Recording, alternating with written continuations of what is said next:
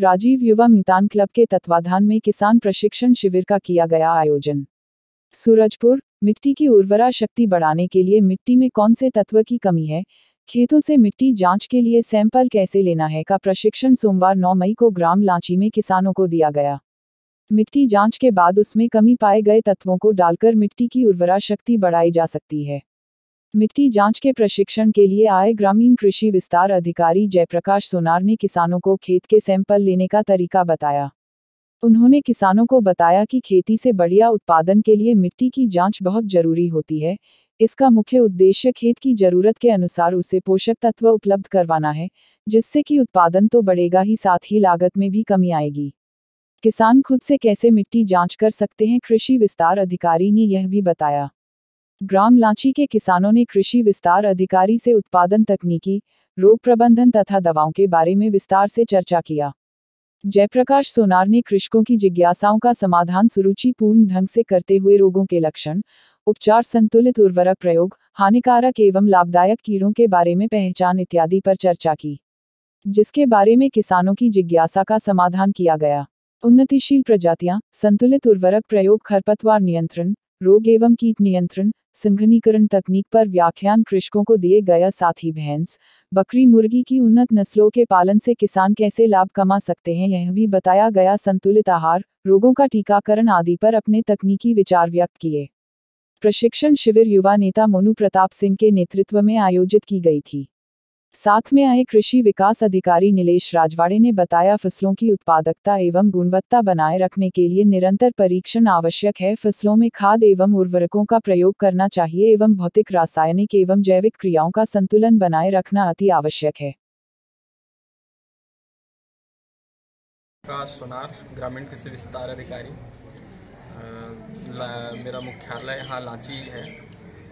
आज ग्राम पंचायत लांची में हमारे विभाग के द्वारा जितनी भी योजनाएं संचालित होती हैं उसका विस्तृत जानकारी देने के लिए आज छोटा सा बैठक यहाँ आयोजित था। इसमें मेरे द्वारा विभाग के जितने भी योजनाएं थी उन सबका लाभ कैसे किसानों को ज़्यादा से ज़्यादा मिले उसके संबंध में विस्तृत जानकारी आज हमारे किसान भाइयों को दिया गया। साथ ही साथ योजना का क्रियान्वयन किस तरीके से किया जाता है विभाग के द्वारा और हमारे किसान भाइयों तक हम कैसे योजना का लाभ ज़्यादा से ज़्यादा पहुंचा सकते हैं, इन सब के बारे में विस्तृत जानकारी दी गई। साथ ही साथ मुख्यमंत्री जी का जो फ्लैगशिप स्कीम है गरुआ घुरुआ गुरुआ बाड़ी गोधन न्याय योजना, उसके तहत 2 रुपये किलो में जो अपन गोबर का खरीदी करते हैं और गुठान के माध्यम से उसका वर्मी कंपोस्ट के रूप में रूपांतरित किया जाता है, उसके संबंध में भी किसानों को अवगत करवाया गया।